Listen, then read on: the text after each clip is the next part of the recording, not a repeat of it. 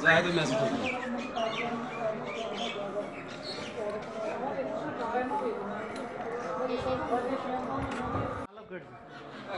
दुनिया के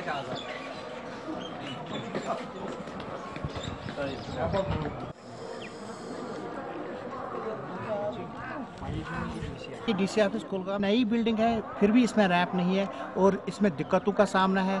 जो माजूर अफराद आता है उसको एक गेट पे करीबन आधा घंटा वेट करना पड़ता है कि कौन आएगा मेरी मदद करेगा। इससे हमारा टाइम भी ज़ाया हो जाता है और हमारा काम वक्त पे नहीं हो पाता है। अगर सुप्रीम कोर्ट गाइडलाइंस देखे या rights of person with disabilities act देखा जाए या CRPD जो कि हमारे मुल्क ने रेटिफाई किया है, उसके हिसाब से हर बिल्डिंग में रैंप होना चाहिए।